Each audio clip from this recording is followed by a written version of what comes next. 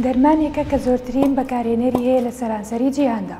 بە بەردەوامی یەکێکە لەو دەرمانانەی کە پرفرۆشترینە لە تەواوی دنیادا. لە ڕیزبەندی زۆرترین فرۆشی ئەو دەرمانانەیە کە بەبێ بوونی ڕەچەتەی پزیشکیش بەکاردێنرێت. زیاد بەکارهێنانی ئەم دەرمانە دەبێتە هۆی کێشە دروستکردن لە جگەردا و کەمبوونەوەی ئیشتیهای خواردن، هێڵمزدان و ڕشانە و گرژبوونی گەدا. پاراسیتامۆڵ ئەو دەرمانەی کە بۆ چارەسەرکردن و کەمکردنەوەی ئازار و تا بەکاردەهێنرێت.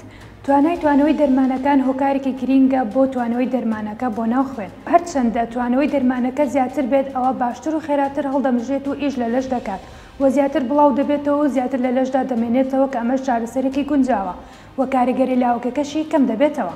ئەگەر بێت و توانەوەی دەرمانەکە کەمتر بێت ئەوە پێویست بە بڕێکی زیاتر لە دەرمانەکە دەبێت کە ئەمەش دەبێتەوە هۆی ژەهرایی بوون بە دەرمانەکە. لە تاقیگەکانمان بە کردداری توانەوەی پاراسیتامۆڵ دەردەخین لە پلەیەکی گەرمی دیاریکراو کە کاریگەری لەسەر جەستەمان دەبێت. پاراسیتامۆڵ تابلێتەکە دەکەین بە پاودەر بەهۆی پیستڵ مۆتەرەوە.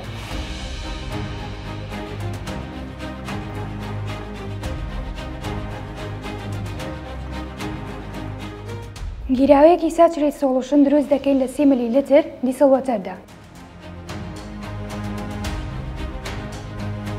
دوایی میکسی دەکەین و گەرمی دەکەین بۆ ماوەی 5 خولەک لە ناو وەتەرباتدا لە پلەی گەرمی 30 پاشان فلترێشن دەکرێت بۆ جیاکردنەوەی سۆڵوشنەکە لە نۆن سۆڵبڵ پاراسیتامۆڵەکە واتە ئەو بەشەی دیسۆڵف نەبووە. 10 ملی لیتر لە گیراوەی پاراسیتامۆڵەکە وەردەگرین و 3 درۆپ لە نەرفینۆڵ فتالینەکەی تێدەکەین.